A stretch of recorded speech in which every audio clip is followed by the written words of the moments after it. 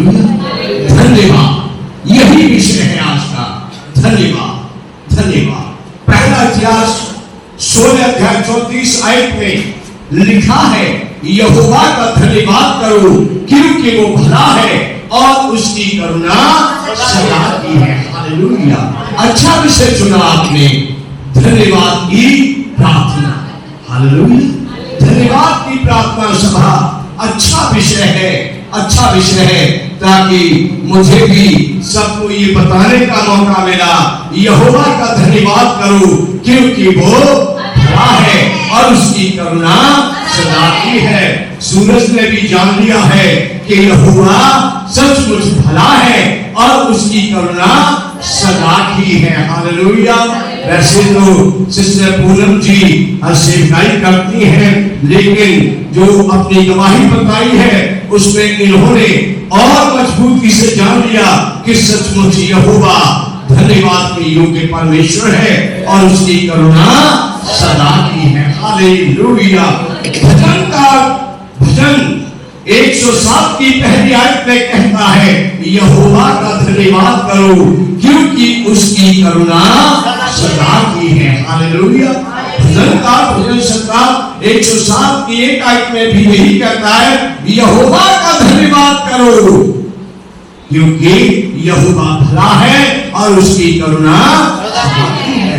भजन का भजन संग्रह 118 और उसकी एक आयत में भी यही कहता है, यहोवा का धन्यवाद करो क्योंकि वो भला है और उसकी करुणा सदा की है। भजन संग्रह 136 और उसकी एक आयत में भी यही कहता है भजन का, यहोवा का धन्यवाद करो क्योंकि वो भला है और उसकी करुणा सदा की है। हालेलुया। बोलिए प्रभु यीशु मसीह की, प्रभु यीशु मसीह की। कोई खाली कुर्सी देखकर उदास नहीं होना। मैं विश्वास करता हूं, आप भी विश्वास कीजिए, ये आपको खाली दिख रही है। आंखें बंद कीजिए, आपको सब भरी नजर आएंगे क्योंकि स्वर्गदूत हर एक चेयर पर बैठे हुए हैं और हमारे साथ प्रभु की महिमा कर रहे हैं। हालेलुया। वो वचन है कि बहुतों को बुलाया गया लेकिन आए वही जो काबिल थे, जो योग्य थे, और वो आप हैं। हालेलुया। वो आए हैं और स्वर्गदूत आपके और मेरे साथ है। कोई भी कुर्सी समय खाली नहीं है। इसलिए जोर से कहिए, प्रभु यीशु मसीह की, प्रभु यीशु मसीह की। यहोवा का धन्यवाद करो क्योंकि वो भला है और उसकी करुणा सदा की है। मैंने कहा इनकी पहला इतिहास 16 अध्याय की 34 भजन संग्रह 107 की एक आयत और भजन संग्रह 118 की एक आयत, भजन संग्रह 136 और उसकी एक आयत। लगातार वचन में लिखा है, यहोवा का धन्यवाद करो, यहोवा का धन्यवाद करो क्योंकि यहोवा भला है और यहोवा की करुणा सदा की है। हालेलुया। परमेश्वर का धन्यवाद हो। रोमियों की पुस्तक 1 अध्याय 18 और 21 आयत को आप पढ़ लीजिएगा। वहां पर लिखा है कि लोगों ने परमेश्वर के लिए ऐसा धन्यवाद नहीं किया जो परमेश्वर के योग्य है, इसलिए परमेश्वर का क्रोध उन लोगों पर स्वर्ग से प्रकट होता है। रोमियों की पुस्तक 1 अध्याय 18 और 21 आयत में वचन ये कहता है कि लोगों ने परमेश्वर का ऐसा धन्यवाद नहीं किया जिस धन्यवाद के योग्य परमेश्वर है, और ये परमेश्वर को अच्छा नहीं लगा, इसलिए परमेश्वर का क्रोध उन पर भड़कता है। यह परमेश्वर का क्रोध स्वर्ग से उन पर प्रकट हुआ है। हालेलुया। हर एक जो कुछ अच्छा करता है वो चाहता है उसका धन्यवाद दिया जाए। हालेलुया। मैंने नहीं कहा कि ब्रदर पंछी जी और उनके साथ जो कीबोर्ड पर और बैंड पर आए हैं, आपका धन्यवाद। हालेलुया। मैं जानता हूं कि जब हम कहते धन्यवाद तो दिल में गुदगुदी होती है। हालेलुया। जब हम कहते हैं धन्यवाद, ये छोटा शब्द नहीं, ये बड़ा शब्द है। हालेलुया। किसी को धन्यवाद कहना, हालेलुया। माता पिता को अच्छा लगता है जब 1 रुपए की टॉफी बच्चे को देते हैं और वो कहता है धन्यवाद। हालांकि बाप का फर्ज है, माँ का फर्ज है, जरूरी नहीं धन्यवाद देना, लेकिन थैंक यू आप लेकर आए तो दिल खुश होता। हालेलुया। और स्वर्गीय पिता हमारे लिए बड़े बड़े अद्भुत काम करता। हालेलुया। शायद आपकी पढ़ाई लिखाई के अनुसार या जो आपने सपना संजो रखा था उसके अनुसार गूगल के ऑफिस में बैठना, किस पोस्ट पर है मुझे इससे कोई लेना देना नहीं, पर ऑफिस में बैठना शायद आपके लिए छोटी बात होगी। पर जब मैंने सुना लोगों से पहले आ रहा था, सुबह होने से पहले, तो मैंने कहा परमेश्वर का धन्यवाद। हालेलुया। परमेश्वर का धन्यवाद हो, क्योंकि वो महान है और वो बड़े बड़े और महान काम करता है। हालेलुया। सचमुच आपने जब इतने जनों के सामने आकर धन्यवाद दिया, वो स्वर्ग में इस समय खुश हो रहा है। हालेलुया। उसके दाएं बाएं जो स्वर्गदूत है वो भी खुश है, क्योंकि वो चाहता है यहोवा का धन्यवाद करो, क्योंकि यहोवा भला है और उसकी करुणा सदा है। जब आप धन्यवाद करते हैं, वो एक और उपहार आपके लिए निकालता है। जब उसके लिए धन्यवाद करते हैं, वो दूसरा एक और उपहार निकालता है। धन्यवाद करने वालों के लिए आशीषें कभी थमती नहीं, कभी रुकती नहीं। लेकिन जो ना शुक्रे ऐसा फरामोश होते हैं, उनसे उनका आत्मा प्रसन्न नहीं होता। इसलिए बार बार आया है यहोवा का धन्यवाद करो क्योंकि वो भला है। यहोवा का धन्यवाद करो क्योंकि वो भला है। और रोमियो की पुस्तक में हमने पढ़ा कि लोगों के लिए परमेश्वर ने काम किया और काम को लोगों ने जाना, काम को देखा और माना कि सच्चा और जिंदा ईश्वर परमेश्वर यीशु मसीह ही है, यहोवा ही है। लेकिन उन लोगों ने ऐसा योग्य धन्यवाद का बलिदान नहीं चढ़ाया जिसके योग्य महान परमेश्वर है। इसलिए उन पर परमेश्वर का क्रोध स्वर्ग से प्रकट होता है। हालेलुया। धर्मियों के निवास पर परमेश्वर की आशीष और एहसान फरामोशों के निवास पर उसका क्रोध प्रकट होता है। देखिए मत्ती की पुस्तक 3 अध्याय और 10 आयत में लिखा है, अब उन्हारा पेड़ों की जड़ पर रखा हुआ है, इसलिए जो पेड़ अच्छा फल नहीं लाता वह काटा और आग में झोंका जाता है। हालेलुया। वचन कहता है अब कुल्हाड़ा पेड़ की जड़ में रखा जा चुका है और जो पेड़ अच्छा फल नहीं लाता वो काटा जाता और आग में झोंका जाता है। अच्छे पेड़ को कोई माली काटता है नहीं, जो पेड़ फल लाता है उसे कोई माली काटता है नहीं। जो लोग धन्यवाद देते रहते हैं, हालेलुया, हर परिस्थिति हर हालात में तन मन धन से उसकी महिमा करते रहते हैं, परमेश्वर उनको काटता नहीं, उनको संभालता है, संभालता है, उनको सहारा देता है और उनको खाद और पानी पोषण देता है कि वो उसके लिए और फल लाए। हालेलुया। लेकिन वचन कहता है कि जो लोग उसके योग्य बलिदान नहीं चढ़ाते, जो उसके योग्य जिसके काबिल परमेश्वर काम करता है धन्यवाद के बलिदान नहीं चढ़ाते, उन पर परमेश्वर का क्रोध स्वर्ग से प्रकट होता है। और वो पेड़ मनुष्य हैं जिनकी जड़ों में कुल्हाड़ा रखा जा चुका है और जो परमेश्वर का धन्यवाद नहीं करते, परमेश्वर की महिमा नहीं करते, ऐसे सब एहसान फरामोश काटे और आग में झोंके जाएंगे। मत्ती की ही पुस्तक 3 अध्याय 12 आयत में लिखा है, उसका सूप उसके हाथ में है और वह अपना खलियान अच्छी रीति से साफ करेगा, वह अपने गेहूं को तो खत्ते में इकट्ठा करेगा, परंतु भूसी को आग में जलाएगा, जो कभी बुझने की नहीं है। हालेलुया। सूप उसके हाथ में है।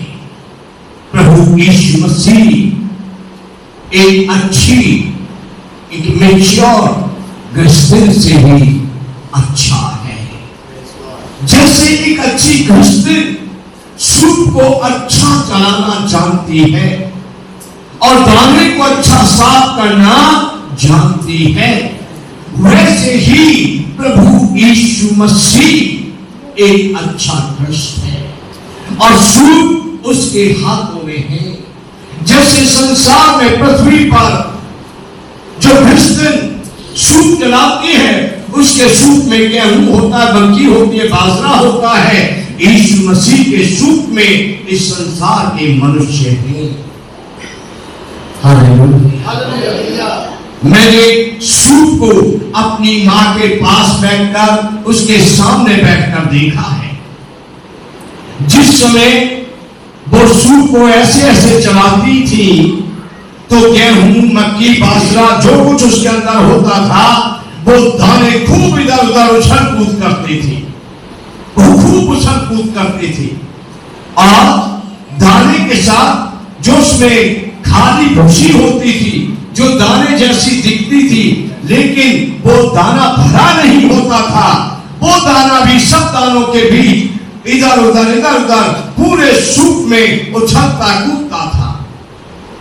और कुछ देर ऐसे ऐसे लेफ्ट राइट हिलाने के बाद एक फटका मारती थी और उस समय पता चलता था कि इसमें बहुत सारे जो दाने थे ये भरे हुए नहीं थे, और वो फटका मारने से बाहर चले जाते थे।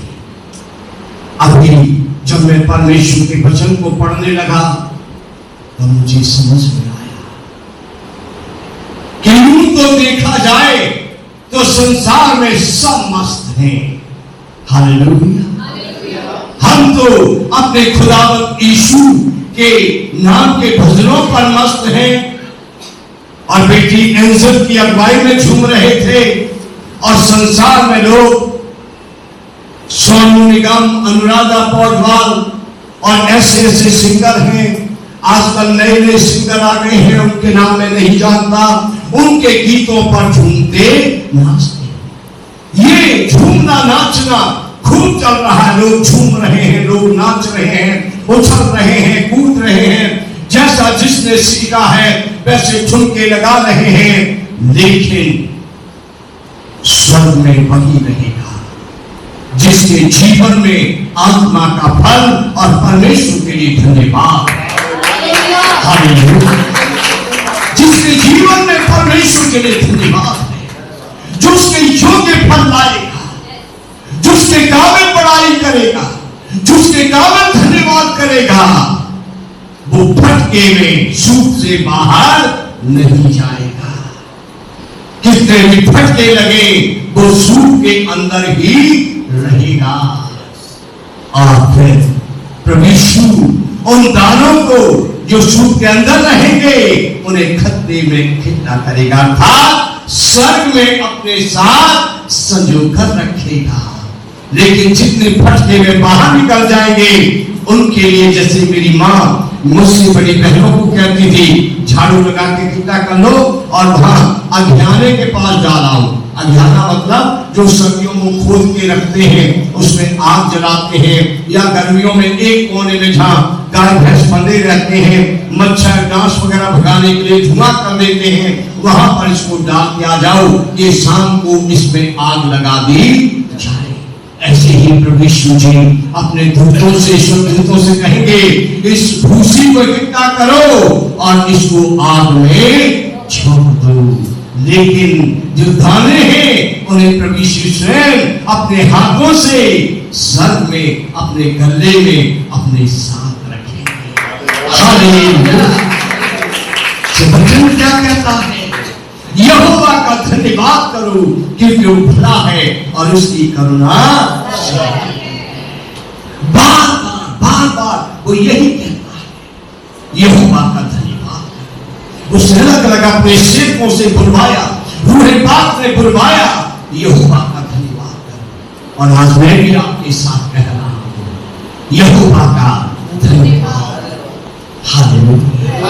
भलाइयों को याद कर, हालेलुया, यहोवा का धन्यवाद। देखिए आपके पास जब तक आप सच्चाई को जानते नहीं, रोने के 100 विषय हैं और धन्यवाद करने के कम विषय हैं, या शायद एक भी विषय नहीं है, क्योंकि शोक ने, दुख ने आपके मन को छा लिया है।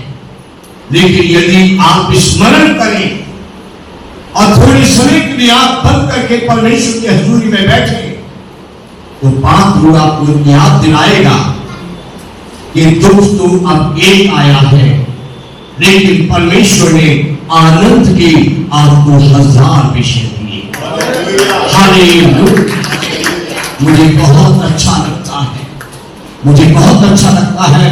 अरविंद जी के गीत के बीच में उन्होंने कुछ शब्द कहे हैं, जैसे आराधक कहते हैं, जैसे बेटी एंजल कह रही थी, कुछ शब्द प्रोत्साहित करने के लिए वो बोलते हैं। एक प्रभु का सेवक था, वो परेशानी में था, वो रो रहा था, और परमेश्वर ने उससे कहा, थम जा, रुक जा, थोड़ा सब्र कर, और इस दुख से हटकर थोड़ा उन भलाइयों को याद कर जो मैंने तेरे साथ पिछले दिनों में की है। और उसके चेहरे पर थोड़ी सी मुस्कुराहट आई। फिर कहा, और जोर दे, और पीछे जा, याद कर मैंने तेरे लिए कैसे कैसे काम किए हैं। फिर वो और जोर से और थोड़ा दिल खोलकर मुस्कुराया, और ऐसे बताते हैं जैसे ऐसे उन्होंने कहा, और ध्यान दे, और ध्यान दे, और वो जोर जोर से हंसने और ठाके लगाने और हालेलुया के नारे लगाने लगा। हालेलुया। क्योंकि परमेश्वर अति भला है, लेकिन वो चाहता है कि हर मनुष्य उसकी योग्य फल लेकर आए। हालेलुया।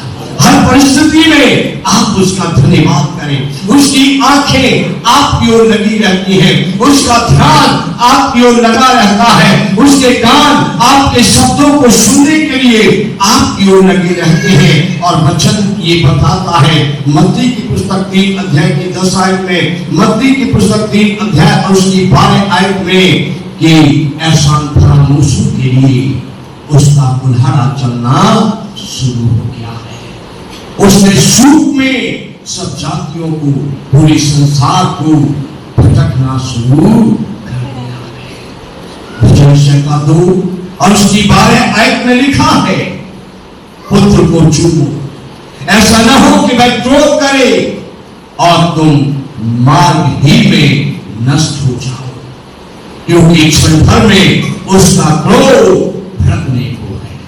हालेलुया। सुना आप सबने ध्यान से? वचन का 2 और उसकी 12 आयत में लिखा है, पुत्र को चूमो, ऐसा न हो कि वह क्रोध करे और तुम मार्ग ही में नष्ट हो जाओ, क्योंकि क्षण भर में उसका क्रोध भड़कने को है। बल्कि जो नजारा मैं संसार में देख रहा हूं, जो बातें संसार में नजर आ रही हैं, उनको देखते हुए मैं ये कहूंगा आज की शाम कि उसका क्रोध भड़कने लगा है। वो एहसान फरामोशों को झड़कने लगा है, वो एहसान फरामोशों को पटकने लगा है। यदि आप इस कहर से बचना चाहते हैं, यदि आप उसके क्रोध से बचना चाहते हैं, तो परमेश्वर का धन्यवाद करें। जैसे आज पास्टर प्रदीप और उनके घराने ने धन्यवाद की सभा बुलाई है। हालेलुया। हर एक को परमेश्वर चाहता है वैसी धन्यवाद की सभाएं अपने घर में बुलाए, टेंट में बुलाए, भवन में बुलाए, और हर एक परमेश्वर का धन्यवाद करे, उसके उपकारों के लिए धन्यवाद करे, उसकी भलाइयों के लिए धन्यवाद करे, उसकी दी हुई आशीषों के लिए धन्यवाद करे, उसकी दी हुई बरकतों के लिए धन्यवाद करे।